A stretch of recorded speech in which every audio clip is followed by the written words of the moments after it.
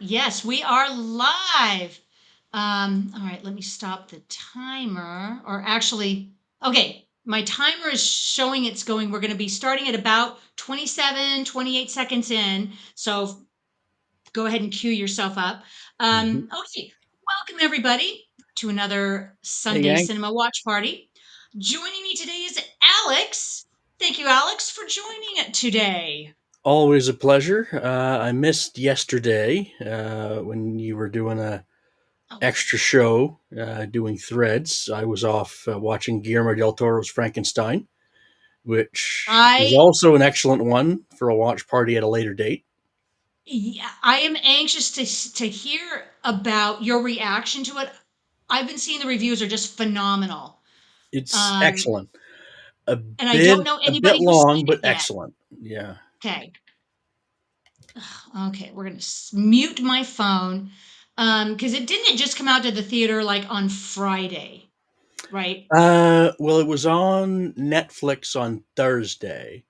It was out in the theater like 2.5 weeks before that, Okay. so it could have a theatrical run and be awards worthy. And then Yeah, straight to Netflix. I guess and that's the new that's the that's new the business deal. model. And I guess Guillermo del Toro's got enough weight that he can say, "No, no, have it on streaming, fine, but keep it in the theaters as long as you can." Yeah. Just long enough to be, Which hopefully they will. yeah. It's got to be eligible for the award season, and I know there's a lot of rules that they have to stick to. Yeah, Um, all right. Well, without further ado, well, this movie's about an hour and 45 minutes, give or so take. we're going to Yeah. be good at you know, keeping these about 2 hours. Um, okay, so if everybody is synced up about 27, 28 seconds in, you should have the Mandalay Pictures, a Lionsgate Company logo, and we're going to Mhm. be starting it off here. Alex, why Yeah. don't you give us a countdown? Alrighty. Flag my remote. 5, 4, 3, 2, 1. Play. Okay. And I'll have my volume ready if you think it's bleeding over. Okay. I know it takes a couple seconds to get the volume, but yeah, we're straight into the action. Mm-hmm. This is a recognizable Danny Elfman score. Mm-hmm. We all know Elfman and Burton have been comrades, buddies, work partners for what, decades now? Yeah. They always seem to be in each other's pictures, Sphere. Yeah. sphere. Yeah. So it's just unmistakable. Um, and this is in the Tim Burton style. We're going to be recognizing his way of producing movies. Mm-hmm. Um, well, directing movies. I guess he's more of a director than a producer. So, Yeah. yeah, we're getting into it. Um, and I was just telling Alex right before we started today, guys, there's no way that I could overuse the word all star cast in this. Mm-hmm. We have an all star cast and then some. We could do like a 6 degrees of separation between any one of these character Yeah. actors with any number of their roles, all of these crossover connections. Mm-hmm. So it'll be great fun to talk about as we move along. Mm-hmm. Um, Even to previous watch parties, because Casper Van Dien is Starship Troopers, of all things. Timer's not running. Thank you, Swift.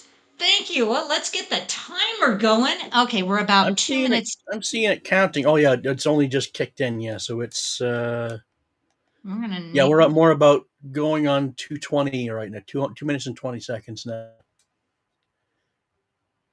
I'm gonna 2:25. figure this timer out if it kills me. Um, Well, the timer is like 3:38, so it's about a minute. So you're about a minute ahead. about a minute ahead. Yeah, I can't get it squared away on the exact time, so we're just gonna wait until 3:38 shows up, and then I'll start it. Mm-hmm. So yeah, and then I will do. Let's do a shout out. Okay. Does anybody recognize this first character? First on scene. Totally That recognizable. is. Oh God, who's his face? Won an Oscar for playing Bela Lugosi. Yep. Was Anybody was shout out? in was in Majestic with Jim Carrey or Yep, Mission Impossible back in the day. His name escapes me. and he won for his portrayal of Ed Wood. Yeah, he was in Ed Wood. Yeah, Martin Hmm. Landau. Yes. Martin Landau, who we had in a previous watch party in the X-Files movie. All right, 3:38 is coming up. I'm not going to miss this. Okay, Play play. now. There we go. Yeah, now Right, we're we synced. got it. Okay. All right, let me do a shout out for everybody in the chat. We have our Discord is active. We have YouTube active. All right, we have Miss Swift. We have Calbot Eric, Murphy. Shout out to Murph Murphy. Weren't you in a couple weeks ago? That's a very familiar name. Welcome back. Old Johnny Devick. We have Matt. Um, yes, Matt. He was also in Space 1999. All right. And over in Discord, yes, thank you for the gifts already starting of we need more cowbells. We're gonna get a lot of them, folks. Christopher Walken is front and center in this movie, even though he is without a head most of the time. We'll recognize him. Head and being Um, played by Ray Park in Body until his there head shows you up.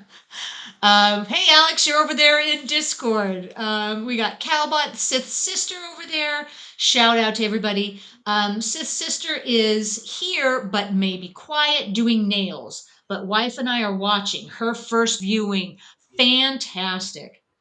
Um, all right. Oh, Miss Swift's over there. Mad Matt's over there. I think we got everybody covered. Yes, thank you all for showing up today. And here's Um, Sir Christopher Lee. And Sir Christopher Lee, I mean, what has he not been in? He has such a long history of Everything. movies, everything. At some point, it's easier to tell to make a list of what he hasn't been in and maybe what genre he hasn't been in because he's done everything. Yeah. And of course, Johnny Depp. I want to say that this is our no, this isn't our first Johnny Depp movie. But I think him starring, have we done him in a starring role before? I don't remember. We haven't done Fear and Loathing or Blow or Right. Or any of the Scissorhands or right. Pirates of the Caribbean. We haven't done any of those. no. Um, Blow would be an interesting one to do because he was good in that. he, Though yeah, he was nominated. he's playing a narcotics trafficker, so we might not want to Right. do that. Yeah, totally out of character. Yeah, totally out of character. Because I hear now he's a pretty squeaky clean, kept himself clean, like Robert Downey Jr. Yeah. So good for Well, him. well, even Kiefer Sutherland, a jail stint will help clean you up. Yeah, it's amazing what getting arrested a few times does to keep you clean. Mm-hmm.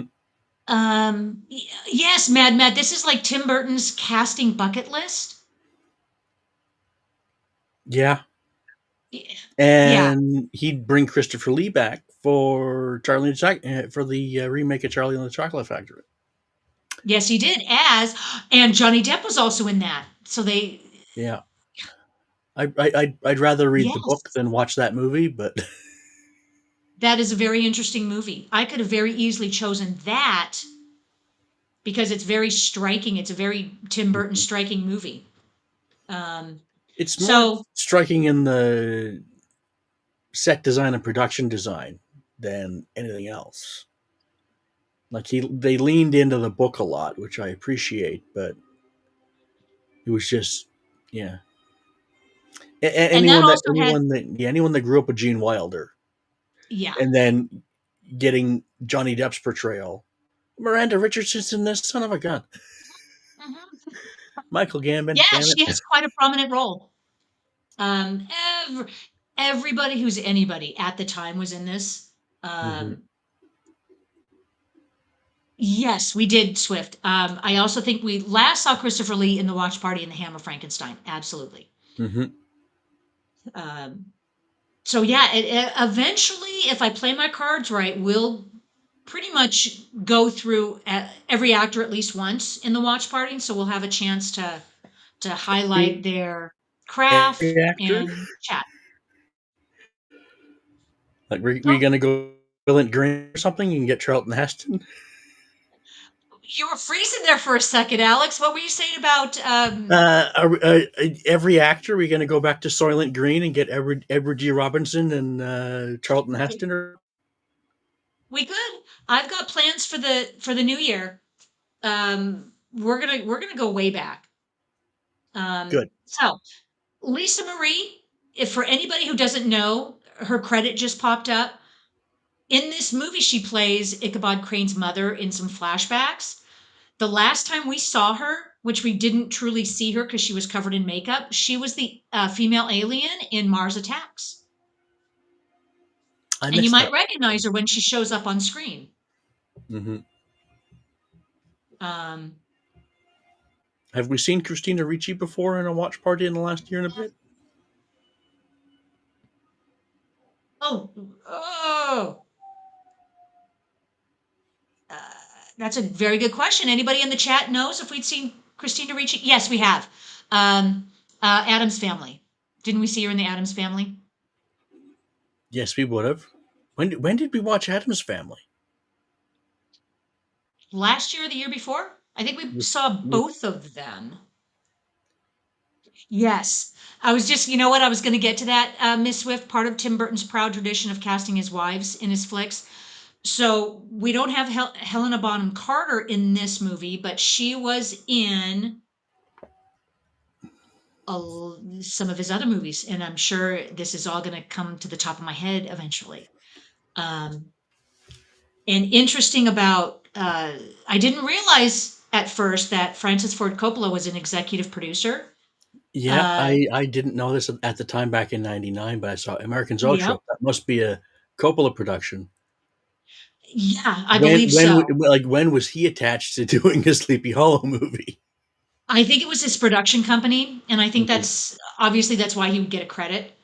Hmm. But he has been in the news lately for anybody that has been paying He attention, I think the last week or two. he sold an Uh, island for $1.8 billion to get some money back that he yeah, lost on his movie. yeah. And I kind of, it's hard to feel bad for him, but as it relates to the art of filmmaking, I do feel bad because he really had his heart in the right place to make Hmm. his projects the way that he wanted to. Hmm. And if they didn't make money, you know, it's hard to feel bad about someone who has to sell an island to make a living, right? Sorry. Well, he's in a position that he sunk a crap load of his money, his own money, into this. So it's like if an M Night Shyamalan movie doesn't make much money, M Night Shyamalan is losing money. The studio Right. isn't losing money because he made it. No, you can release it, but this is my movie. Right. So same Right. idea with Coppola is that I'm paying for this. It's mine. No, I'm not changing anything. You can release it, but then Right. And people and didn't go money see it. not an object with him. So Hmm. uh it's difficult to watch anyone in the business that puts their heart and soul into a project that it's not financially viable and successful. Hmm. And, that's tough. But then you move on. Yeah. Um, Well, and with the whole so streaming phenomenon now, it's not like when home video was a major thing, you'd get your money back on home video and rentals. yeah. Can't really do that now. So, like that new Dwayne Johnson movie, Smashing Machine, where he's playing the early days of UFC Ultimate Fighter fellow. Right. Decent movie. Nobody went to see it. Exactly.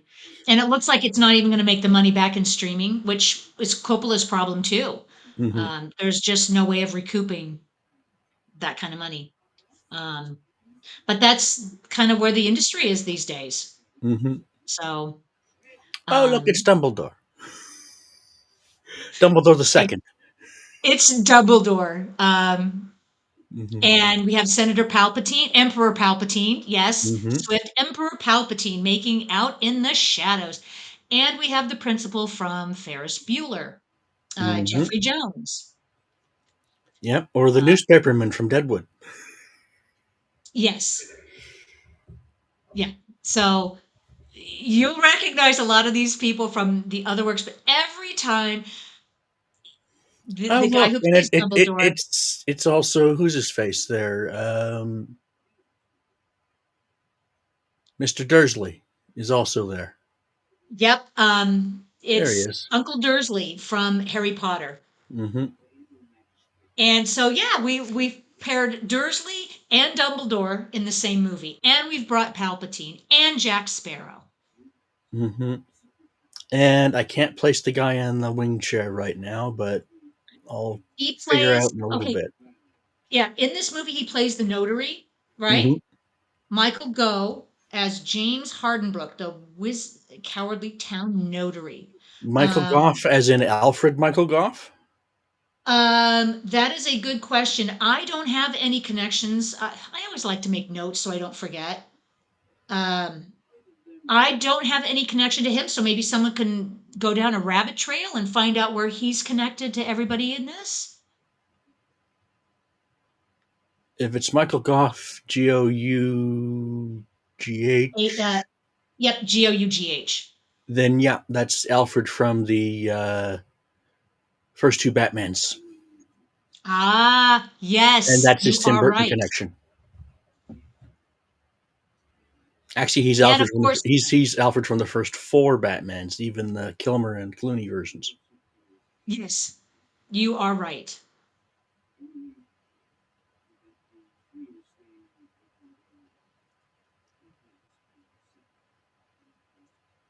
So the other movie that Christina Ricci and Johnny Depp starred in together, From in Hell, my head, I somehow thought that they starred together in a bunch of movies, just two. but just two, Edward Scissorhands and Mermaids. Besides, no, that was Winona. This one, Fear and Loathing in Las Vegas and The Man Who Cried, is Johnny Depp and Christina Ricci. Oh yeah, it was Heather Graham was in From Hell. Okay. Yep. And I think I'm getting some of those actresses confused because I thought almost for a minute that she was also in Edward Scissorhands, but that was Winona Ryder. Yeah, Okay. So we're getting into the legend of The the Horseman. Horseman.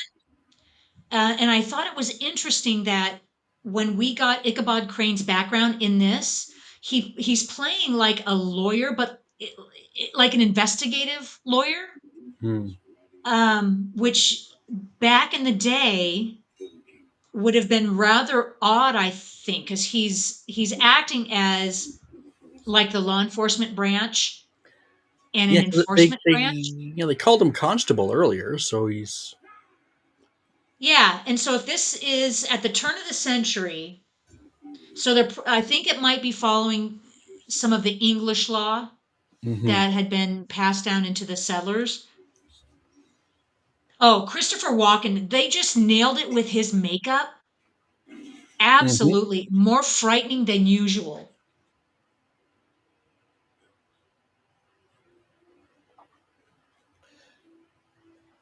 Swiftness, yeah, back when he and Winona were dating, which is before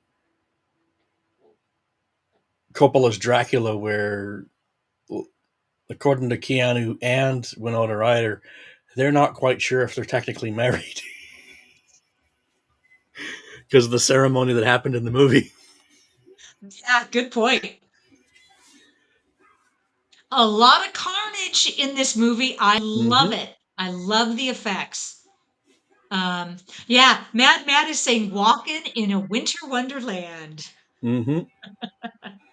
Now I have that song. Um, yeah, interesting point, Johnny Devick. Some said it was maybe a mistake to have this backstory. Um, I think it adds to the lore,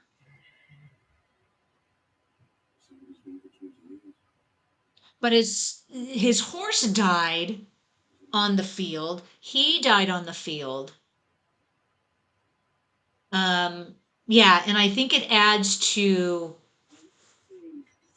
how fearful Ichabod Crane is right now. Hmm. Okay, Matt is posting some pretty funny gifs over there in Discord. Is that Walken doing a dance? And Hmm. I think Calbot posted, is that Jeffrey Jones doing a little dance too?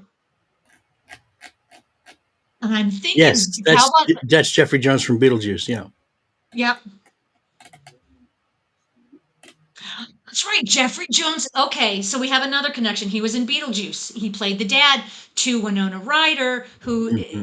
we're all connected. Hmm.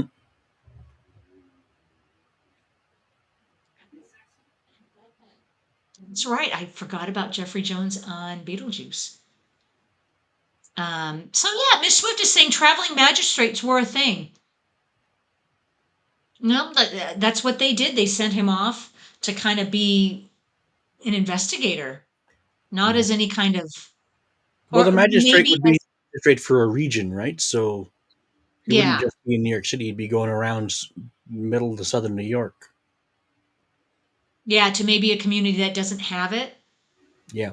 So they would act as the law and as an investigator. Oh no, the smoke's turning off the pitchforks. Uh-oh. And that was a special effect. If you were up in that little booth and you saw that, that'd scare you.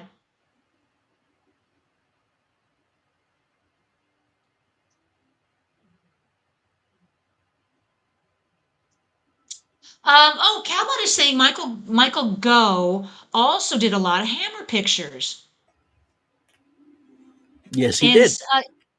and Miss Swift is saying also Stefan Belasco from The Legend of Hell House. Wow. All right, we've got a lot of connections to other watch parties that we've done, and I believe it was last year, or the year before we did. Did we do both Adams families in a row, or did I think we spread them out a little bit?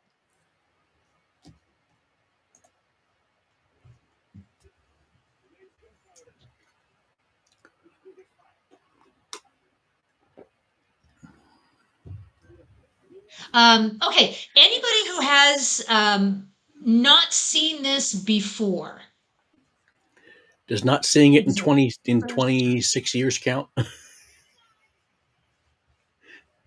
that counts. Yeah, because it came out in '99, so it would be 26 years ago. 26 years old this month. Unbelievable. Well, I'll say probably 25 because it wouldn't have come out on home video or rental for about another year. So haven't seen it since May Let's 2000. so it was released in Mann's Chinese Theater on November 17th and was released to the general public on November 19th. And on a measly 70 to $100 million budget, it made a respectable 200 million. So it made its money back. Good for it. It made its money back. Yep.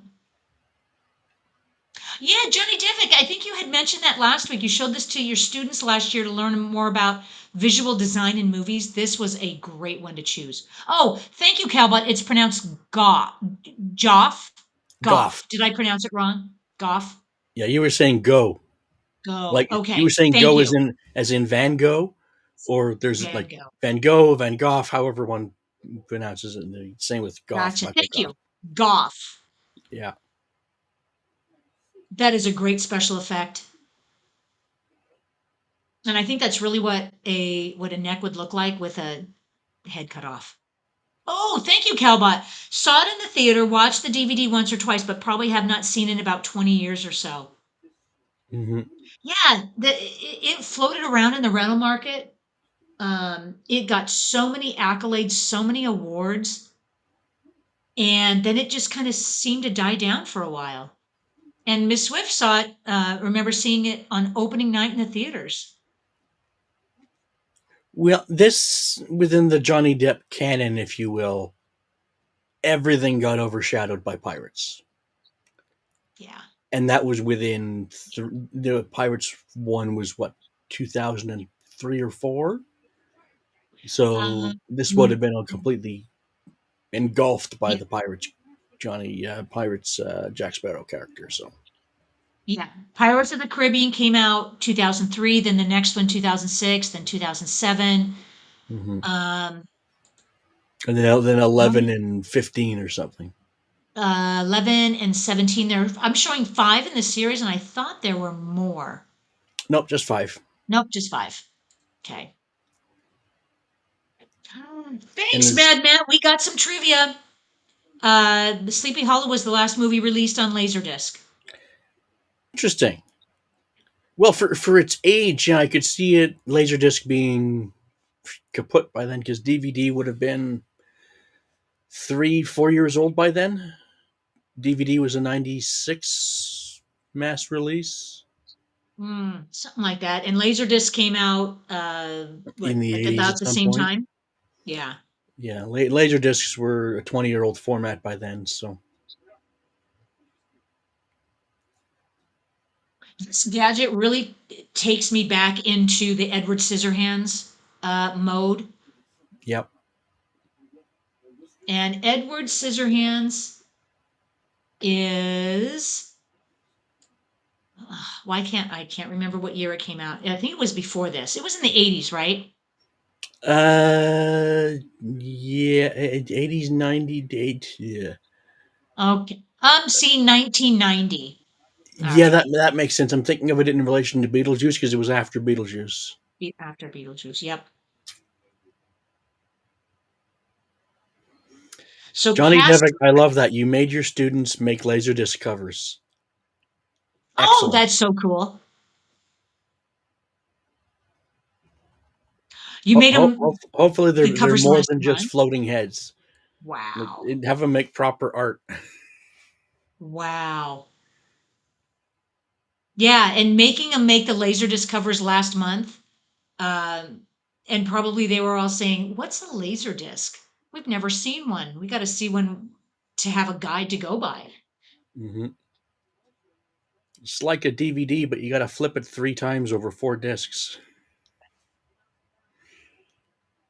That that is what I've missed the Laserdisc experience altogether.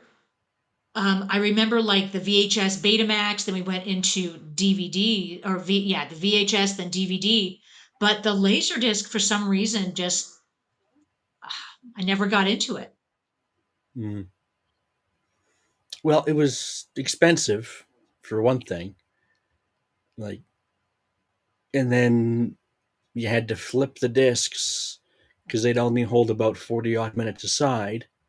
So regardless of the movie, like if it's only like an hour and a half, it's on one disc. You got to flip it once. If it's longer, you got to flip it. You got to switch it over 2 discs and flip it. And that's what it sounds like. Calbot said it's like a vinyl record sized analog DVD. Yep. So it probably, the storage capacity was probably what, about 1 or 2 megabytes? Or maybe more than that. If it holds 40 minutes of video, maybe 10 to 50 Hmm. megabytes? Would that be right? I couldn't tell you the numbers offhand, but I have a vague recollection that the original Edit Droid, which eventually got sold to Avid, which was the one of the first digital editing platforms out of Lucasfilm. I, I think their video storage platform was Laserdisc for accessing files. And then Um, as Laserdisc became not the best format, Avid had something else, but they went, oh, we like this platform for doing things. So they sold off to Avid, and not unlike the computer division getting sold off to Pixar. yeah. Yeah, CAV, CLV for formats. Um, and long play and yeah, short play. Yeah. 540 megabyte of data per side. Okay, which is Hmm. about 64 minutes. So yeah, so you'd have to switch it for an hour and 40 minutes. You'd have to keep switching. Hmm. Approximately 2 hours of video on a double-sided disc. Very interesting. Hmm. And there's a couple of you out there that have collected it, right? I think a couple of you have mentioned your Laserdisc collection. Plus, you had to buy, in addition to like your VHS DVD players, then you had to buy a Laserdisc player. Yeah. I never had the laser disc, but I've had a friend who did, and he played Terminator 2 on Laserdisc, and it's like, holy hell. Because Well, as then, thing, old Johnny Devick said, the sound was great. Yeah, it was great because it was uncompressed sound. You weren't just hearing it out of a TV speaker. It was exactly. up on the big system. They were super duper expensive. Laser discs were like you're throwing Yeah. down 75, $100 for one title. And I think at the video store, I think we could rent them, but it was more expensive than the regular DVDs. And there Oh wasn't yeah. a really good selection. Well, no, for the cost of them, they wouldn't be worth stocking unless they knew they were going to rent them. Yeah, that's a great discussion. It takes me back to the golden age of digital media.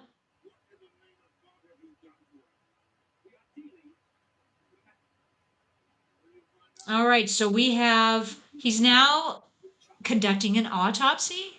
Hmm. Well, I mean, he's a pretty smart guy making all those gadgets. He's got his own investigative kit.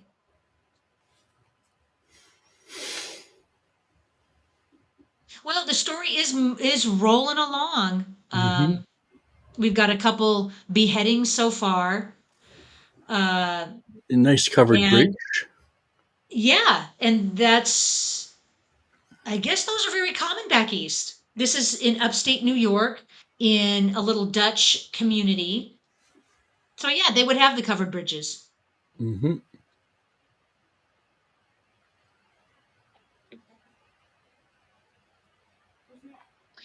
Yeah, over there in Discord, this sister is saying, yeah, I have a good sized collection of the laser disc.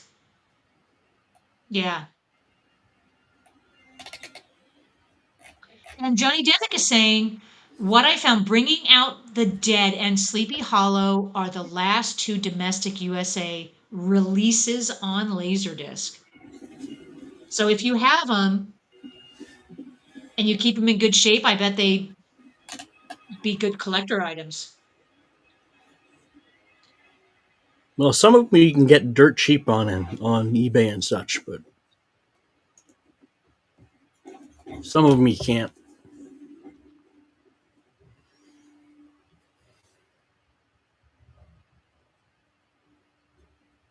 Well, this encounter that Ichabod Crate had, he didn't seem too terrified.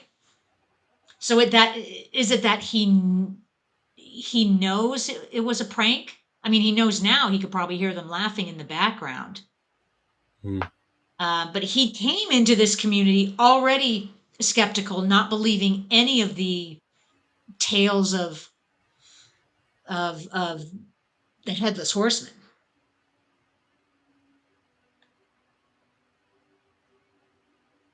And this is our first sighting of Lisa Marie. Now, if you look at her now without the makeup on, you can kind of place her as the female alien. And there was an image posted over in Discord. Mad Matt posted a picture of her as the alien, so you can see the resemblance.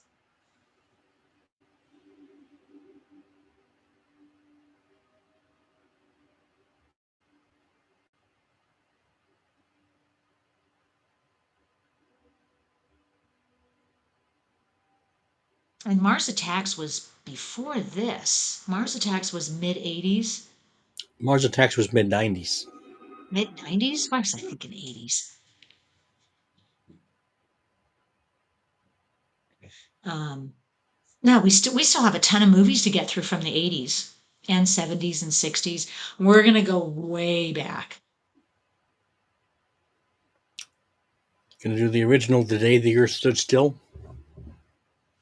We're going to be doing a whole bunch of movies. I got about 52 weeks next year to plan out. Mm-hmm. And in the whole history of the industry, there are millions and millions and millions of movies that we can Mm-hmm. see. Well, millions we could see, but can we get our Could. hands on them? Exactly.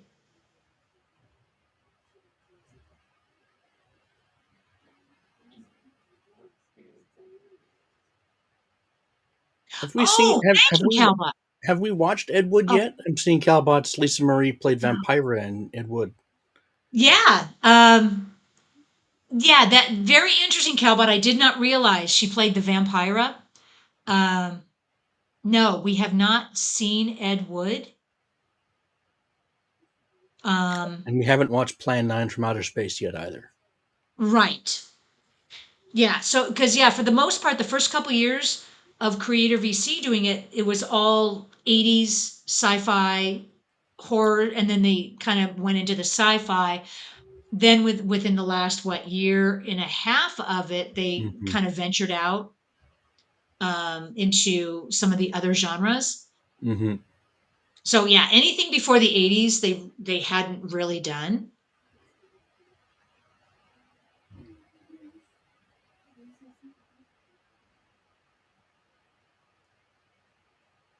There's Christina Ricci,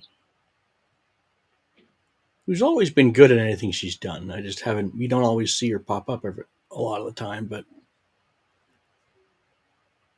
Yeah, she was very prolific in her younger years. yeah. And I get her confused with Winona Ryder a lot because they were active at the same time. Well, Winona Ryder's got a couple more years on Christina Ricci. It's like Heather Graham. Heather Graham and Winona Ryder are Yes. more contemporary than Christina Ricci. Um, yeah, and Winona is the older of the two. Yeah, Um, let's see. Yeah, because Winona Winona was in. is Yeah, she was in for Heather's and 51. Beetlegeist and a couple other things. And I think Christina Ricci's only in her 40s. Yeah, she's 45. So there's about a Mm. 6-year age difference. Um,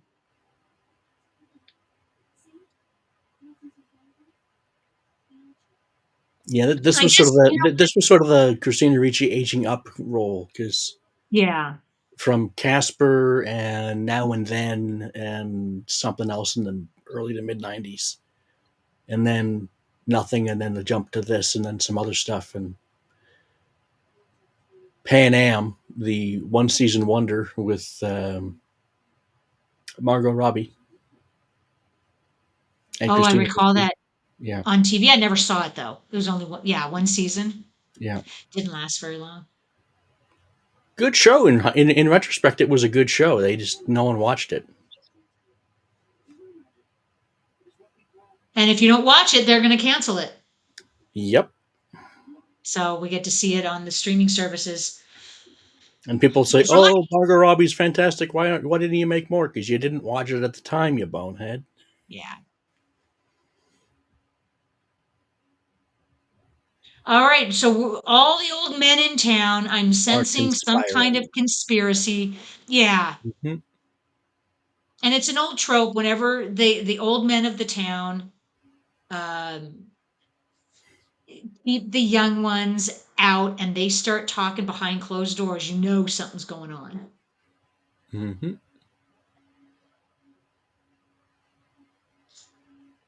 Interesting. Okay, Mad Matt posted a picture of the movie Mermaids. That was 91. I remember seeing that in the theater. Yeah, a very young Winona Ryder.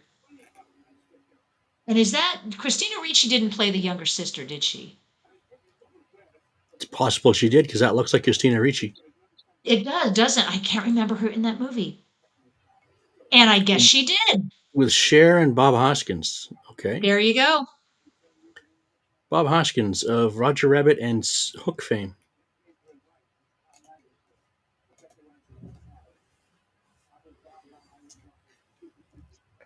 Okay, so we're at the point in the movie they're starting to.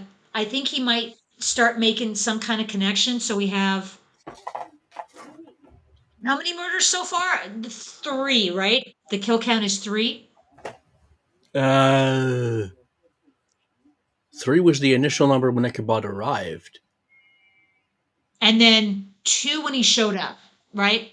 So we're got to be at 5 then. All right, who's keeping track of the kills? It's not like my Rambo DVD. It doesn't have a kill counter on it. Kill count. Yeah, bring back the kill counter. That's what we need.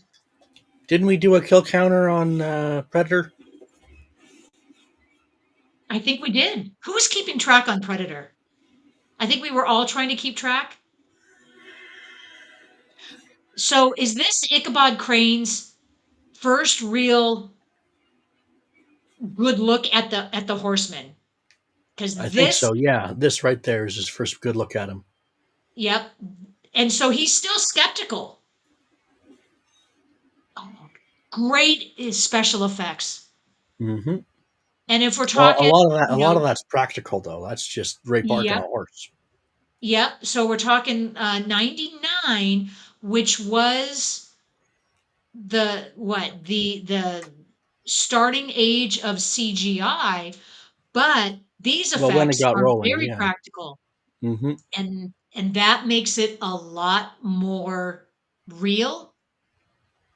Well, this was also the That's a year of The Mummy, which we watched, and Phantom Menace, which we talked about, and then a few other things in '99, like Galaxy Quest yep. and some other things. And then no, oh Brother Where Art Thou was the next year.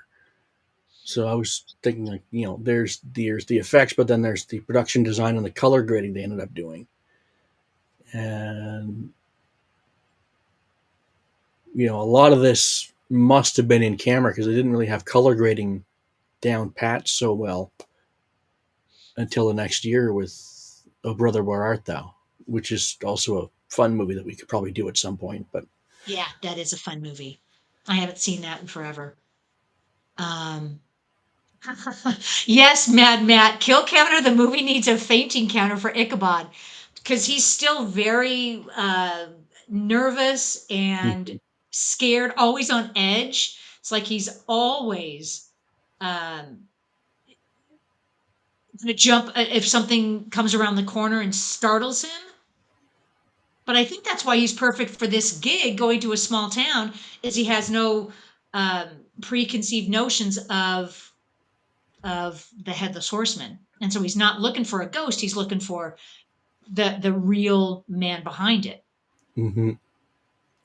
just like Scooby Doo. Here's an odd thought. The making connections between movies that have no business having connections, and weird headcanon stuff. If Pirates of the Caribbean is around that golden heyday of pirates, which will be the late 1700s, give or take, is Ichabod Crane, because this is taking place in the mid to late 1850s, is Ichabod Crane Jack Sparrow's grandson? Ooh. I recall at the beginning of the movie, it's set in 1799, so This that is would be 17. even This is 1799. Seems a yes. little early. So it would be right around the turn of the century, Oh, and then yeah, he was he might be his son. could be. Um, yeah, he did make the comment before the judge, as we're on the dawn of of a new century. Oh, okay, So yeah. yeah.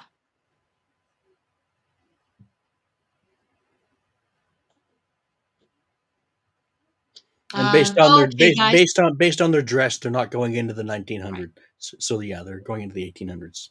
1800s. Yep. Mm-hmm. But they all have really good teeth, so they've obviously got a dentist in their little village.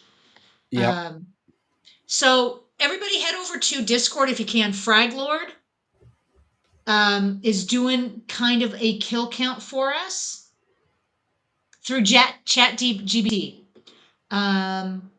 We have, and at what timestamp? So we're coming up with 17 total. That's a lot. Decapitation. Well, hold on. Both decapitated, 1, 2. And don't forget, okay, there was the comment. I think Mad Matt made it about, 5 in 4 graves. So she was pregnant.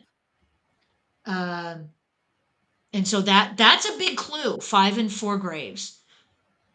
So 1, 2, carriage driver and passenger, and so waterlogged corpse, Jonathan Masbath decapitated.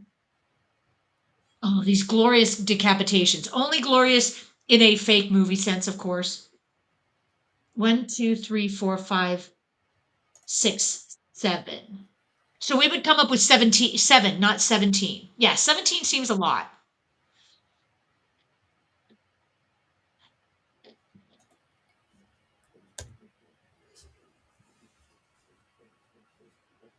And of course, this is based on the short story by the same name. And I think we were all pretty much forced to read it in school. No, but I saw the Disney cartoon. Yeah, there's a little Disney cartoon that we've probably all seen too. For anybody who is interested and has not read the short story or hasn't read it in a while, The Legend of Sleepy Hollow by Washington Irving is now it's popping up on Project Gutenberg, which is a website which hosts all the books that have come out of copyright, and they're all part of the public domain. So they're free to get in all these different kind of formats. And it's only about 17 pages, 8.5 by 11 pages. So it's a very quick read, just to kind of refresh your memory if you are interested.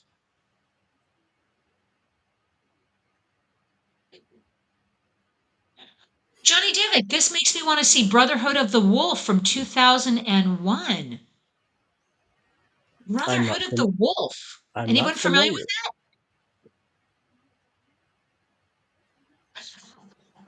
that? Okay, Fraglord is blaming AI, not taking personal responsibility like a champ. Yeah, AI. Yeah, AI is going to be a cluster, you know what, before it. I don't know. A lot can be said about AI. Whether I like it or not, it really doesn't matter because it's here to stay. Yeah, Calbot Project Steve Gutenberg. Oh, good Lord. Project Steve Gutenberg, the search for the next police academy. Yeah, in search of the next police academy. Oh, this is a really good effect. This makeup. This has got to be. I'm thinking it's practical effects. Her Oh, it must face be. and hair, but it almost looks like those eyes might have been a little CGI just to get them as dark as they are, so it does not appear to be. You can't see them any like mesh screen or anything. Um, in my own sense of what special effects. That's a good question, Matt. Does the decapitation of the bat add to the kill count? Yes. Well, he was decapitated. That would be a kill count. Yep.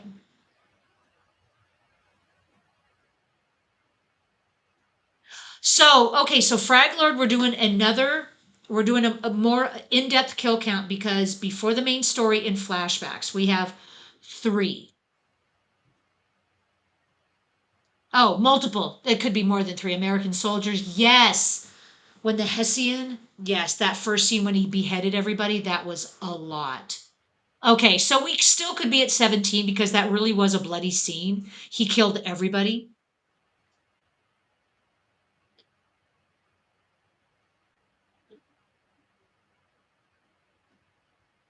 Okay, what is she up to just showing up? She's like the white heroine on a white horse. Uh, she's not in distress by any means. So it's not like he has to save her. Uh, but she's got some cojones on her if she's just going out trying to save him, I guess. And I keep forgetting her name. What is her name in this movie? Katrina. Ah, Katrina, yes. And so she's the daughter of what the two main families, the Van Tessels and the Van Tessels and Van what else? Like the Garrett's or two main something. families. Yeah. Hmm. Yes, thank you. It's Katrina Van Tassel.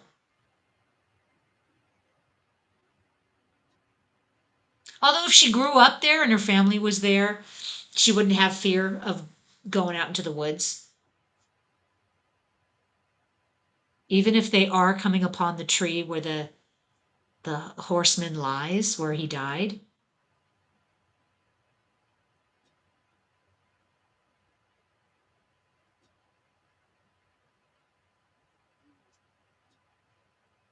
This effect coming up, him and the axe. Is anybody else impressed with this effect or is it just me? It is so cool and frightening when he starts chopping into the tree like this and just blood spurts out. Um, That's just good practical effects. it's really good practical effects. This movie is full of them.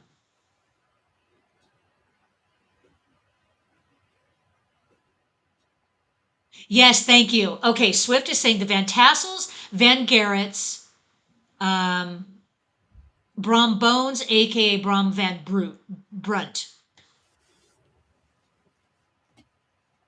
Yeah, so we have a lot of long-standing Dutch families.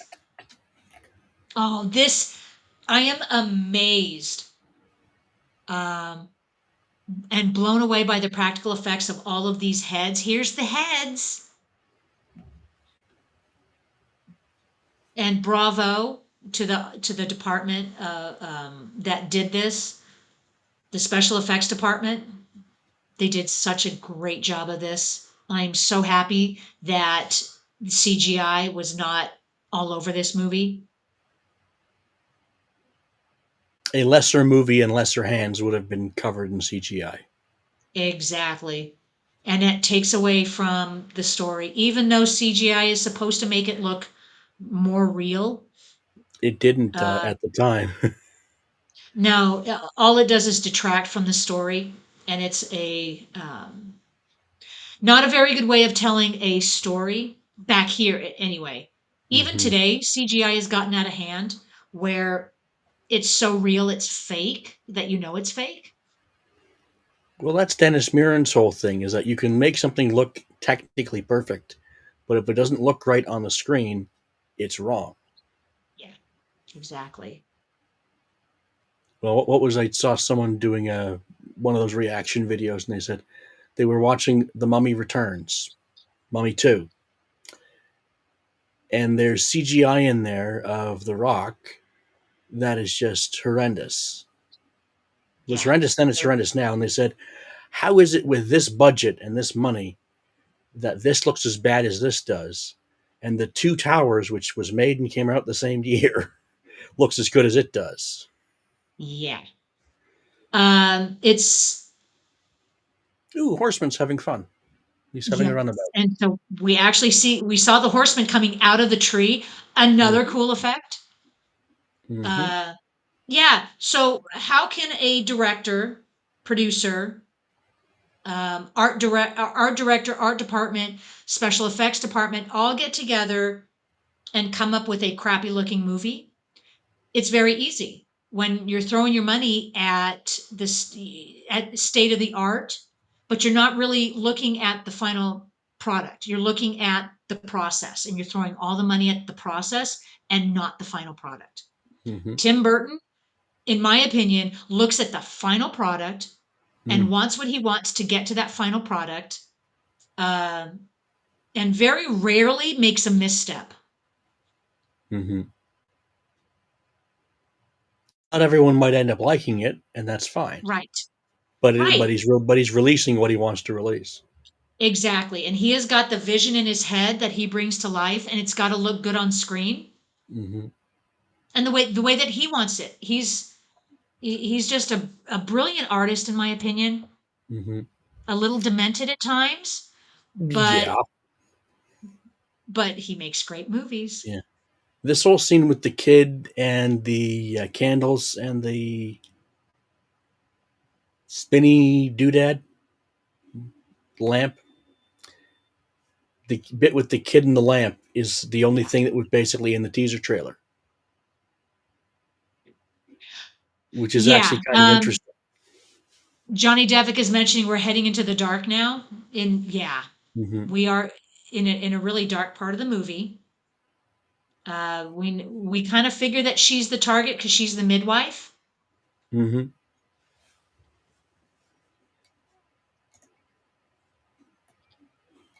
Um,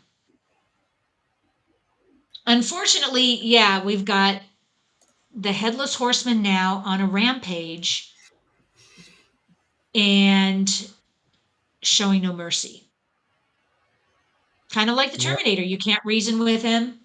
Um, He feels no pity, and he will not Feels no stop. pity, no remorse, and he will not stop. And this is kind of a disturbing scene. So anybody who doesn't want that disturbing element want to look away now, um, because the headless horseman does not stop. Mm-hmm. And kudos on the Yeah, Johnny child there Devitt. for not screaming his head off. Yeah. Um, yeah, it's one thing to have your eye on your target, but to take out everybody in its weight, that's another kind of horrendous. But it fits in this movie and it fits with the character.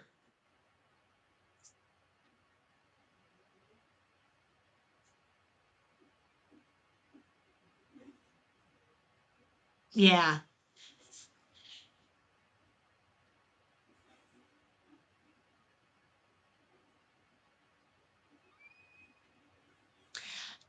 Yeah, you know what? Speaking of, yeah, Johnny Devick is saying love the light effects.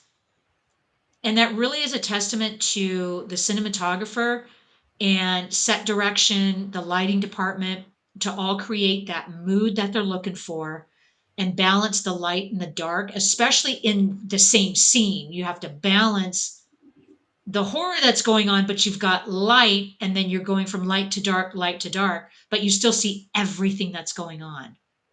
Mm-hmm. Oh boy. I think Casper Van Dien is realizing he effed up. Yep. Although he's trying to do the right thing. So we saw him in Starship Troopers. Um, I don't know as if he's been in anything else that we've seen. Not Matt. That is kind of funny. Die, kid, die.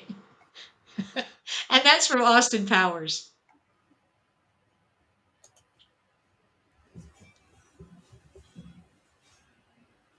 Austin Powers, another movie. No, Austin Powers 2 was a movie of '99 Oh, wow. Good memory. because Austin Powers 1 was '97. Oh, wow. My mind is a steel trap of useless knowledge. I guess. And somehow we can connect it all. Mm-hmm. With the right movie, the right circumstances, it all comes um, tumbling back. Well, Heather Graham was in Austin Powers 2, and she was in From Hell with Johnny Depp. So there you go. Oh, wasn't Heather Graham in the first Austin Powers too, or as what the first Austin Powers as well, and Nope, the just second one, or was it she just the was only second? she was just in number 2. Huh.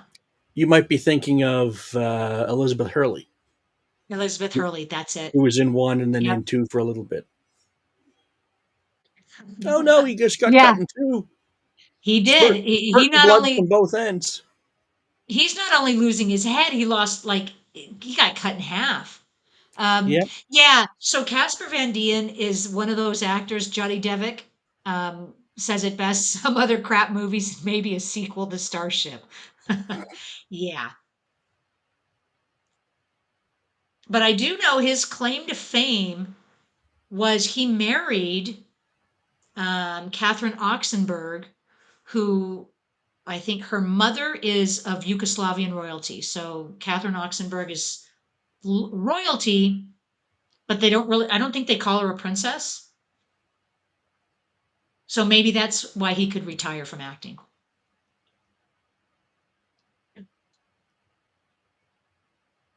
So he's a modern day Grace Kelly Could who be. married the Prince of Monaco. Be and figured, yeah, he could retire. I don't know because I don't see him He does conventions and stuff, so he's in still a out lot and of about. movies. Okay, so maybe he is active and I just haven't seen him around because it looks like he's been in a lot of crap movies, right? Crap movies Well, and more crap movies. we say that, but he's working. He's getting He is paid. working. Exactly. And maybe they're so bad, they're good. We ought to give one a try.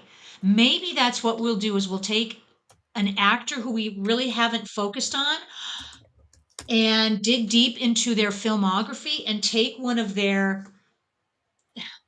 crap movies or underappreciated movies and we'll do like a festival. We'll do like a month-long festival. That is a great idea. Well, let's see. Well, even someone that's a good actor, like let's say Kirsten Dunst, she's done some A-list stuff and some very not A-list stuff, and some stuff that wanted to be A-list stuff and ended up being meh. Yeah. And I guess that's the thing with anybody when you're in the industry or any industry long enough, you do good stuff, you do bad stuff, you do stuff for money, Mm-hmm. you do stuff out of loyalty to others involved, you do Mm-hmm. for favors. Um, Yeah. but Like you overall, at the say, end of your career, you've got a full body of work. yeah, you've got the one for them, one for me. You've got all that stuff. Talbot's going to be gone that month if I decide to do something like that.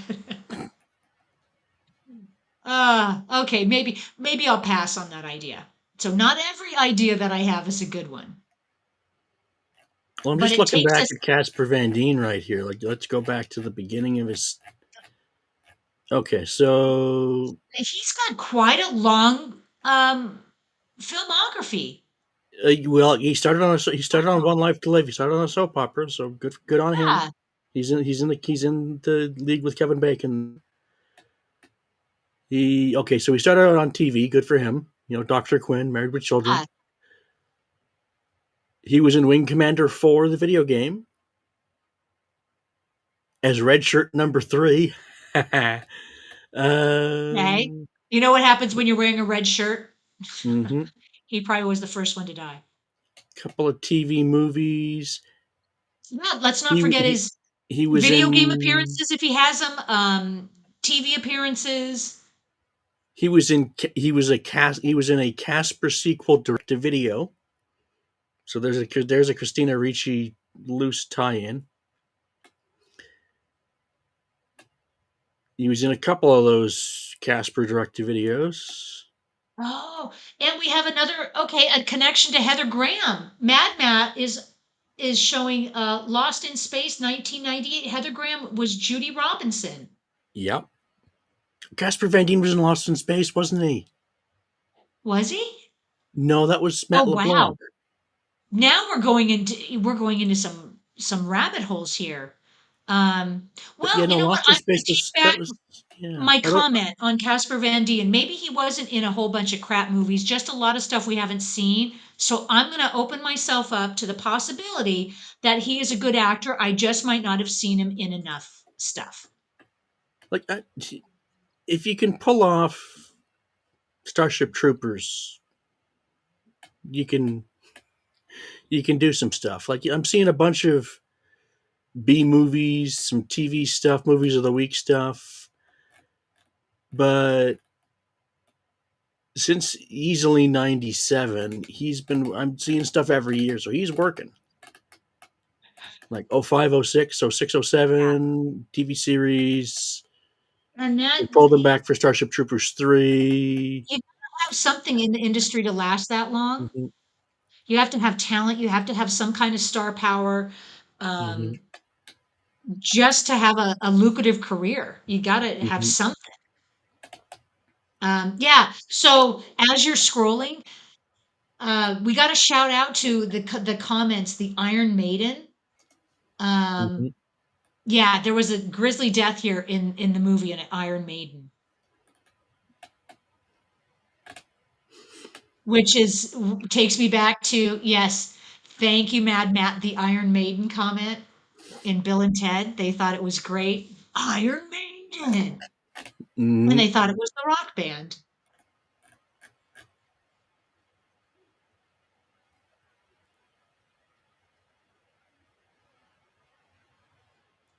He's just making the connection that the five in four graves, that he knew that she was pregnant. Because how else would he know that there were five in four graves? So Ichabod Crane is using his power of reasoning and he's putting the clues together.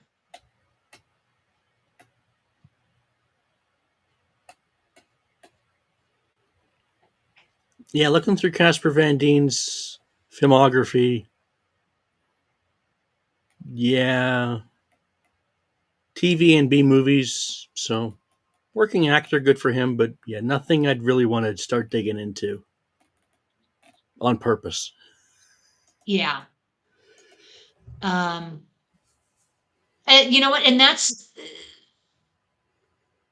going down this little rabbit trail of his Double occupancy coffins, Mad is Matt. God. uh, yeah, yeah, like double decker coffins, maybe. Um, is we have not done very many. Oh, what would you call them? Class Z movies. I want to get to like the bottom shelf of the video rental market. Some of Yeah. the lesser known, lower budget movies, some that we've never heard of. Because I've pretty much tried to stick with movies that we've all heard of or are readily available. Mm-hmm. Um, and as we go into 2026 in just a couple weeks, Mm-hmm. um, there are Well, things that I if would you want like to to find try. some of those, go on Tubi, Tubi. It's Yep. free, and they're in at least 720p, so you're getting a high def image. But there's Yeah. Tubi is great so for many free content. B level movies, or the ones that the Hollywood A list movie, and then there's the direct to video version. A lot of the Exactly. direct to video versions are there. Exactly. Same with Shout TV, the Shout Factory streamer site. Bunch of B team and C team stuff there. Yeah, and of course, I think Shout has a Johnny Carson, Carol Burnett channel, and that's Yep. what they stream that all the time. And they have Yeah. Mystery Science Theater and Mystery Science Theater 3000, a bunch of that stuff. Okay. Well, you opened yourself up to this comment there, Alex. Matt is mentioning to be or not to be. That is It, the question. Tubi, because there's quality stuff on there. Yes. Amongst it, Pluto, Winona Earp, and also quality Pluto. program. Hmm. And Pluto, well, Pluto's free. Yeah. Well, there's Yeah, free, and and then yeah, there's Pluto is free free with as your well. subscription to something else. So Right. Tubi's But yeah, properly as free. far as I know, Pluto and Tubi are completely free. You don't have to subscribe. You don't even have to sign in if you don't want to. No, you don't. Yep. But if you sign in, you can Um, save stuff. exactly. And you can pick up from where you left off. That Hmm. that would be a benefit. Yeah. Um, Oh, So, hey, con man. major Yeah. plot point of the movie. Let's not overlook this. They found the last will and testament. Um, every time you pull out the last will and testament of someone that died, you know that's a major plot point, and things are going to start Mhm. falling into place.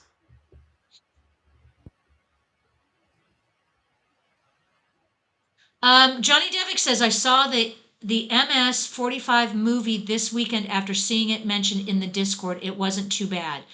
What movie is that? Maybe I missed that mention in Discord.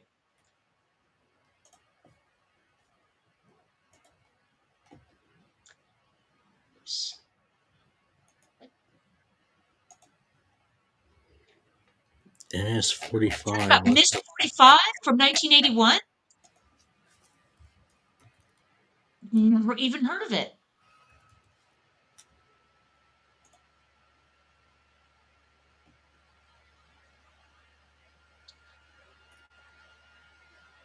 Oh, okay. Before I forget, so has anybody else seen, it's been floating around on the internet about the Thing sequel? And apparently, it has been confirmed that Blumhouse and John Carpenter are now working together for a sequel. I had been hearing about on the internet, and of course, a lot of it is AI generated. Yeah. But as of this morning, there is confirmation, and I still can't trust anything I see because I'm guessing it's AI generated. So if anybody else has heard it, um, and they're Bloomhouse and Carpenter, if they get together to try to get a Thing sequel, it would be legit. I don't know why you would want to make a sequel at this point. I think it's been done. And especially Carpenter, I don't know why he would want to make a sequel to his almost perfect movie. So And yeah, there it's you one of go. those, like, it's been too long. It's been too long. How could you It's like come Happy up? Gilmore 2. Was I entertained? Yeah. Will I ever watch it again? No way in hell. Yeah, exactly. I picked up a Netflix subscription just so I could see it. And you're right. You're like, why? If you want a sequel, then maybe you should have getting it closer to the original movie. But Yeah. it's been too long. The story's been too long and drawn out. And I just, yeah. I mean, it was fine. It was Happy Gilmore, but I wouldn't see it again. Yeah. So, so yeah. Whether it's an actual sequel going on, I don't know. Would I see it? I don't know. Um, Yeah, me and the whole sequel thing and the whole franchise thing, if you're turning things into sequels and franchises just to get money, yeah, Cowbot cash grab, I'm Hmm. out. Unless you have an original story, then yeah. Okay, Ichabod Crane just happens to come upon. This is a pivotal moment. The stepmom. Yes, Matt, I didn't even occur to me. Thing one and thing two, Dr. Seuss, anyone? Hadn't even occurred to me. But yes. Yeah, Swift, maybe he has more to say about it. If you're talking about Carpenter and the thing too, maybe if Carpenter is involved, at least it would stay true to the original story, and Hmm. someone wasn't coming along and taking his original story and running with it. Yeah. Um, yeah, so yeah, sequels and franchises. If it's something I love, I'll watch it. I just don't have high hopes for it, and I'm usually disappointed. Yeah. Like, yeah, Matt recently watched Beetlejuice. Beetlejuice, I thought it was crap. Yeah, it Yeah. was okay. I watched it to watch it, but I'm like, no, just Yeah, no. like why? It was like a sequel no one needed, no one Yeah. wanted, Well, but it was a sequel that okay. people were asking about for 30 years, so they went and made one. But it would have been. It feels like Beetlejuice had enough ideas for a mini series and a limited series of like 6 to 8 episodes. and they would have been able to we would have been able Maybe. to flesh out the plot properly. But You know what? no, That's a good idea. they stuffed a bunch of ideas into a 2.5 hour movie or a 2 hour movie that the payoff wasn't there. Yeah, interesting. Well, Swift kind of liked Beetlejuice, Beetlejuice. Would it have Yeah, been better in a limited miniseries, maybe 5, 6 episodes? giving a little bit more time, like 40 minutes at a, Maybe. 40 minutes and 52 minutes at a go. Like they could have fleshed out the Winona Ryder character more. Right. What the hell she been doing? You know what? But That's not a bad concept when you're dealing with so much time in between the first and the movie and next then a one, yeah. sequel. That's not a bad idea. So if anybody's out there thinking of doing a sequel to a really old movie, instead of trying to make it into another movie, flush it out over, Yeah, maybe Like five, Mad Matt five to said, six episodes. pick a plot, any plot. There were Any about plot. four or Yeah. five plot strings that Yeah. didn't go nowhere, and Interesting. or they take 4 or 5 plot strings and force a connection that just is not satisfying. Yeah. And then they have such a limited time in a movie. You've got 2.5 hours to make a good movie. Hmm. Um, and to have all of those plot points together and to make it a convincing story and Hmm. convincing characters, that's hard to do. Yeah. Or then they take a movie that's fantastic by itself and they force a sequel and another sequel and another sequel. I'm looking And at that's you, what the Liam studio. Neeson, in Taken. Taken Yep. 1, excellent. Taken 2, meh. Taken 3, why? Why? Jo- Yeah, I'll even go eh, so far as John that's a Wick. cash grab. John Wick 1, excellent. John Wick 2, John Wick 3, excellent. John Wick 4, meh. Ballerina, actually pretty good.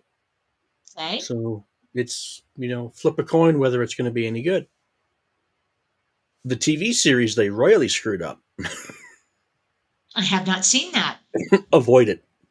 Um, The yeah, and that's Continental. that's one of Yeah. the franchises I just if I go down that road after John Wick 1, then I think it's gonna sour. Yeah, if you enjoy John Wick 1, just leave it at that. Excellent revenge movie. Done. Done. You Oh, don't I need any love a more. good revenge movie. Love it. Hmm. So the whole town is now trying to hide In the um, church. in the church, and seriously, they're not gonna. Is it really gonna go well? The headless horseman's gonna go, okay, sorry, can't make it in.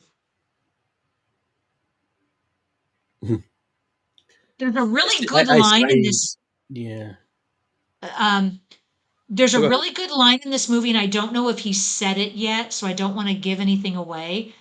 But it sums up the headless horseman's character to perfection as to why he's so dangerous.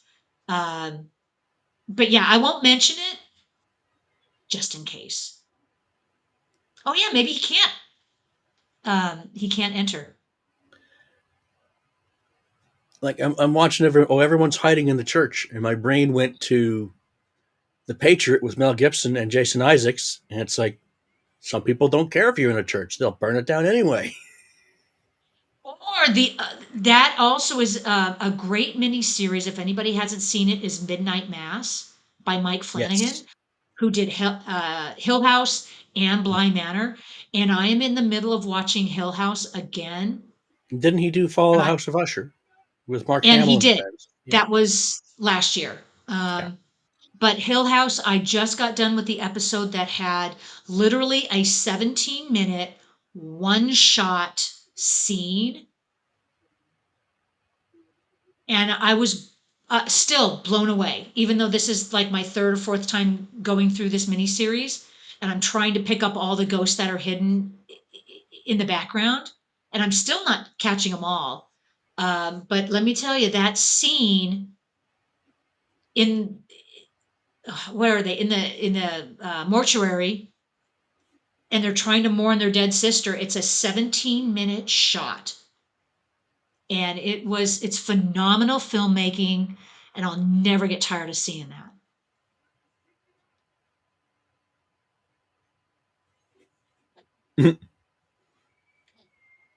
So yeah, there he goes. He got killed in the church. He got killed in a church and brought out by the picket fence. Yep. And this is a really great, brutal beheading. This is one of my favorites. He got dragged out of the church. And his head's on the other side of the church line, Yep. so he can get him.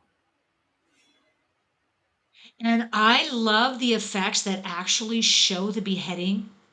And I know Mm-hmm. it's twisted and I know he's not really getting beheaded. That's the only reason I enjoy this artful movie, and it really is full of art. And Oh I no, learned at a very young age, Palpatine was bludgeoned. How dare they? and they're all dead. I think everybody's Mm-hmm. dead now. Um, and if anybody out there is like me, and I learned at a very young age that movies are a great escape. Movies and television were a great escape, and really the only way that a young kid can sometimes escape life in Mm-hmm. a safe way. Um, and like these were the kind of movies I was drawn to.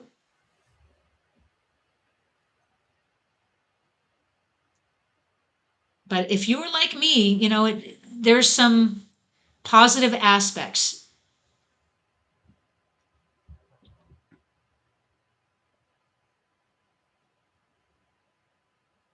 Well, there's positive aspects to almost everything outside of narcotics abuse. Yeah. Well, yeah, that's true. There's nothing good about drugs, so don't do drugs. True. But yeah, I've always Not to go full '80s PSA, but yeah, don't. right. But yeah, the 80s were full of PSAs about they want to censor content for kids, and I just kind of always backed off from that. Um, Not that I would let my like 4 or 5-year-old kids watch a movie like this, because my kids did not have the kind of growing up that I had. But Oh God, Nancy Reagan you did know not say that particular. Oh, what? Miss Swift in Discord. Oh my God, that is classic, Miss Swift. And the sad thing is, you can hear Nancy Reagan's voice saying that. I remember all of those PSAs back in the 80s. And McGruff the crime Um, dog, and yep, they had Tipper Gore was on this crusade. Uh, there was a crusade against the entertainment industry and the content, and I agree. Some of it was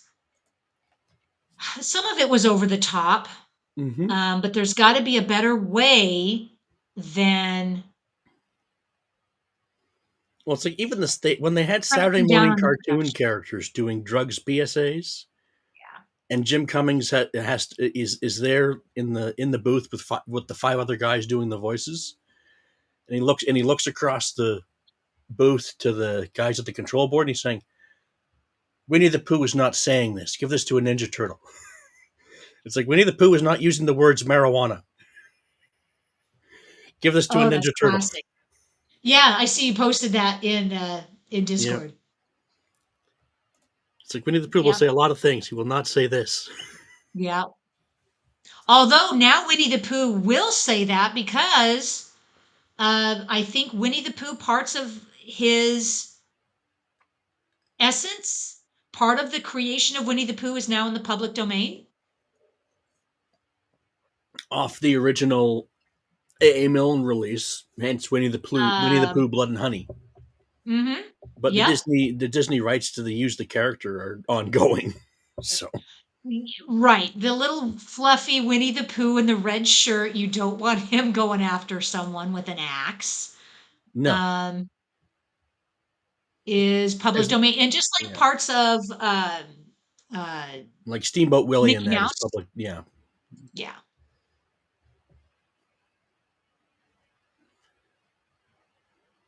but anyone with a brain is not going to be messing around with Steamboat Willie Mickey because the House of Mouse has an army of lawyers.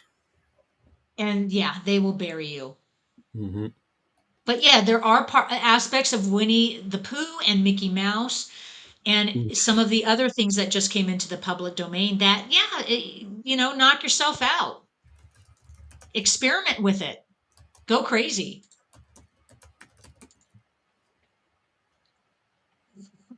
Mad is saying, get ready for Motorboat Willie. Yeah, why not? Okay, where are we in the movie? We have about 20 minutes. Okay, so this plot is now, it's going to get um, sewn up pretty darn quick.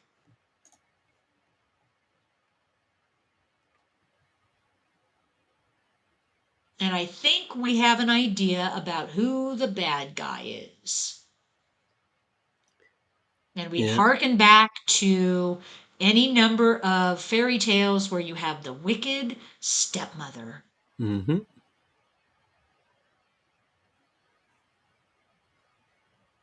Yeah, as if the headless horseman isn't bad enough, you've got a wicked stepmother on top of it.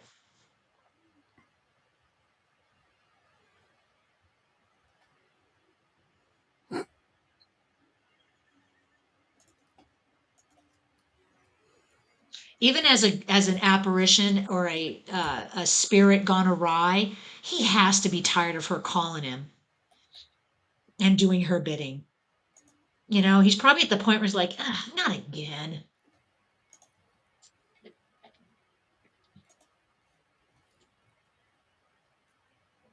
Matt, where's that from? Either you can shut up or you can have your head cut off.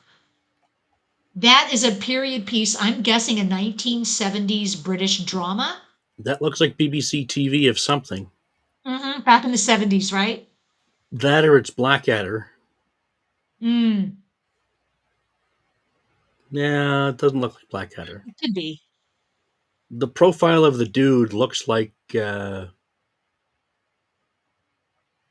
what's his damn name? Played House. Hugh Laurie. Hugh Laurie, him, yeah. Um, oh, yeah, with Stephen Fry. Yeah.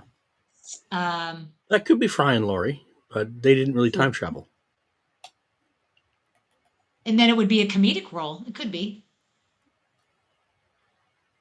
No, Hugh Laurie is hilarious in comedic roles. Yeah, that's where he got his start in comedy. He's got quite an extensive repertoire. Hmm. Oh, Calbot is saying, yeah, Blackadder season 2.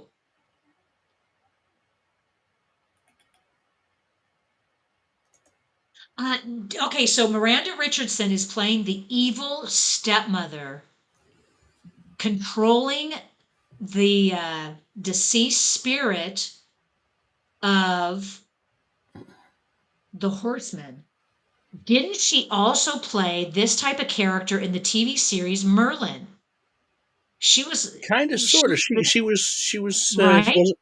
wasn't Morgana Le Fay, but she was something of that ilk, like a disciple of Morgana Le Fay or something. I don't know. And she's got the acting chops to pull off Oh, anything. that was Miranda Richardson in Blackadder. Let me look at that GIF again. Is it? That was A. Richardson in Blackadder. Looking at the face again, yeah, probably that. Yeah, that's Miranda. Seeing the I'm seeing them both on screen at the same time. Blonde Miranda and red-haired Interesting. Miranda. And I agree, Swift, Yeah. that Sleepy Hollow, the TV series, got ruined by some executive meddling. Would make sense, and veering off from their original lore. Sadly, that happens with TV shows when they have a really good tight first season, and then they get renewed and renewed and renewed, and they ignore their own lore. Yep.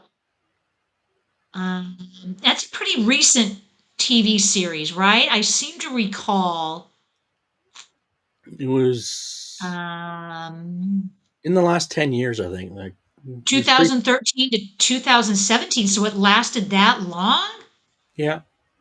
Wow. And that also had, oh, there was a direct beheading. Isn't that nice? Yep, she killed her sister. Mm-hmm. No mercy. She played Queen Mob in the Merlin miniseries. I think that's how you pronounce it, Mob, not Mabe. Mob. That's an interesting miniseries. I believe it's from the early 90s. Sam Neill was in it, played the older Merlin. Miranda Oh, okay, yeah, so, Richardson. yeah, okay, yeah. So it's not the Uh, Merlin from the early 2000s, which was a TV show, which was a couple no. seasons long. Yeah, okay, yeah. Are you and oh, who else was that comedian? The name is Martin Short. Yes, Martin Short was in it. Yeah, that's an all-star cast. Helena Bonham Carter was in it from 2008. Wow. Um,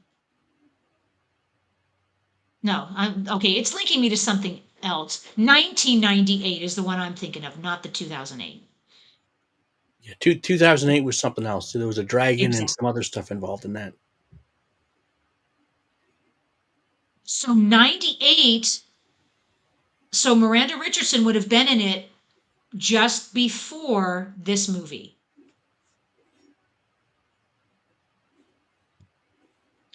Um, all right, yeah, we're approaching the end of this, and the stepmom is full blown psycho, and she's out for money. Of course, it comes down to the will. Mm-hmm. She wants the money. And over there in Discord, Matt has posted the Queen of Hearts, the cartoon one, and Helena Bottom Carter's rendition, off with it, off with their heads, off with his head. Mm-hmm. Yep. But pretty clever of her to use the legend of the horseman to do her bidding, to kind of keep her hands clean of it. I didn't do it. I didn't kill anybody.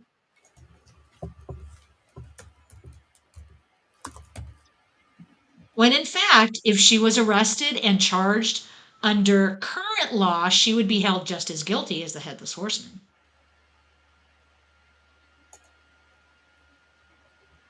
I think that scene right there is a throwback to the ending of the original Frankenstein. Frankenstein, not Frankenstein. That's Frankenstein. Steen. Every time I hear Frankenstein, I got Gene Wilder on the brain. Yeah, Young Frankenstein is on my list of movies to see.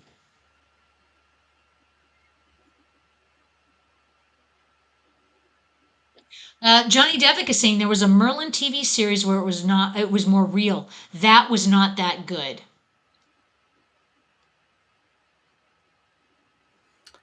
Yeah, it's like Yeah, maybe I didn't see that one. yeah, there's been a couple Merlin show attempts. There's been more than a handful of Robin Hoods, and Yeah.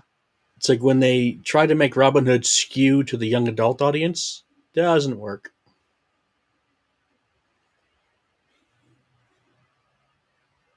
Or they try to think, okay, well, let's keep the Xena warrior princess, young Hercules budget or presentation, and make, oh, let's do that with Robin Hood. It's not going to work. Yeah. Yeah, good point. Then they try to go the other way and say, okay, well, let's go the Spartacus route and make it uber stylized and ultra violent and sexual. Then that doesn't work. Well, it's because when you're focusing on style and not substance, it's empty, and the audience will pick up on it. Yep, that's We're not usually what strict. happened. Yep.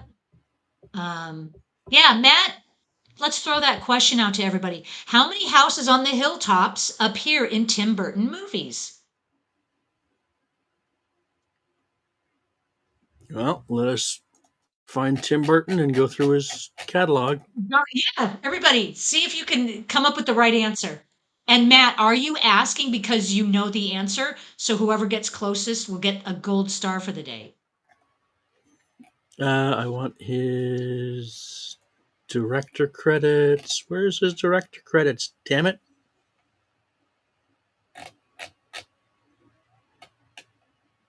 Tim Burton, producer. Excuse me, Tim I Burton. Give me the wonder. director. IMDb. What's wrong with you? Unless someone knows off the top of their head, we might have to do some research. Uh, Okay, movie. and I bet the answer Uh, is more in a video interview somewhere, and someone is 2, actually analyzing it. 3, Matt, 4, just you just 5, thunk it now, but it's 6, worth investigating because he does use a lot of the same 9, themes. Um, Planet of the he Apes. uses a lot of the same actors, so 10. why not a lot of the same themes that will permeate in his movie? Yeah, how many Tim Burton movies are there? Swift, yeah. Just I tell going you what, we all by do some houses on a homework and hill, we'll come up with the answer. there's got to be at least 12 with houses on a hill in some form or another. Because Dumbo wouldn't have one unless we're counting a circus tent. Beetlejuice does. So does Beetlejuice 1. Frankenweenie kind of does. Dark Shadows does. Alice in Wonderland, if you count a castle, does. Sweeney Todd doesn't. Nightmare Before Christmas does. Yeah. Corpse Edward Bride Scissorhands does. does. Yep. Big Fish does. Hmm. Sleepy Hollows does. Mars Attacks does. Ed Wood Oh, does. okay. Hold your Yeah. horses. Frag Lord is asking ChatGPT. I don't trust ChatGPT farther than I can throw it. Exactly. And this might, yeah. Okay, over there in Discord, he posted them, and it might not be. Batman It 1 and might not 2, be the yeah. extensive list, right? Alice. Sleepy Hollow. Dark Shadow. Okay, yeah, Dark Shadows. Yeah. Oh, yeah, he did do Miss So Peregrine. Okay. Okay, yeah.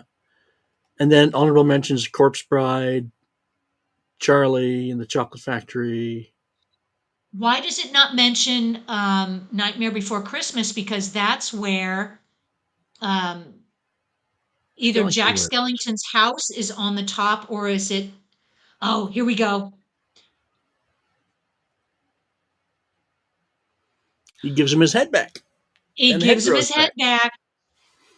And this effect is one of my favorites because we don't, it's not decomposing. It's like a Going head back. growing back. Mm-hmm. And I've very rarely ever seen that in a movie.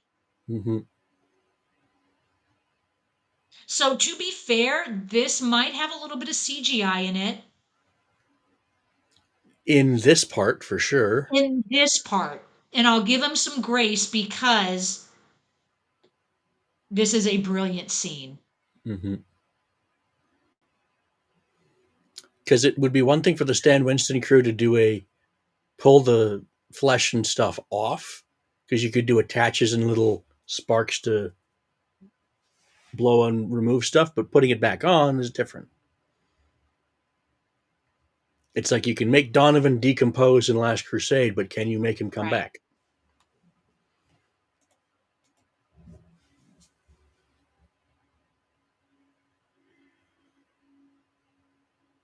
So there you go. He has his head back.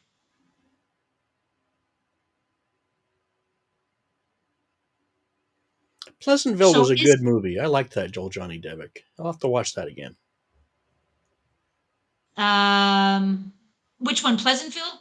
This is Yeah. like Pleasantville where they add color in the end where things are getting more happy and positive. Yeah, it's a black and white movie. Toby Maguire, Reese Witherspoon, um The guy there are from a lot Three's of yeah. Company, John Macy, I think, was in that. William H. Macy, William H. Macy. Yes. Joan Joan Allen. Allen, Jeff Bridges. Not Yep. Jeff Bridges. Yeah, Jeff Bridges Right. Yeah, Jeff Bridges. from Dumb and Dumber. Yeah. Yeah, him. And Mr. Furley from Three's Company. Oh, look at that. He loves her. He's kissing her. Oh, oh. Well, she is getting her just desserts. Mm-hmm.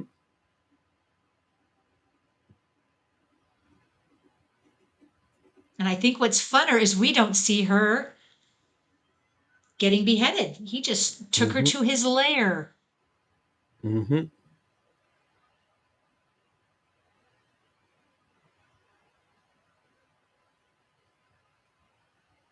Yep, we just can't help but smile at that. Um, yeah, the comment, Miss Swift says, yeah, technically Nightmare Before Christmas is not a Tim Burton. He created it, he wrote it, he storyboarded it, but he was not actually on site for most of it, I believe. I believe he showed up on site for a little bit of it. Um, but yeah, he did not do the work on it. I know he brought Danny Elfman into it because they were chums, right? Um, yeah.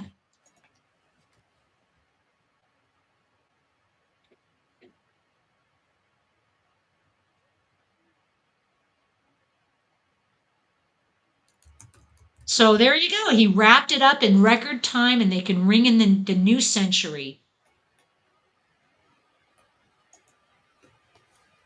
So yeah, speaking of black and white, this movie still it has that black and white feel. Very Mm-hmm. neutral tones, very gray, black and white mixed in, but very grayish tones. A little bit of color here in these dresses, but yeah, very little color throughout the movie.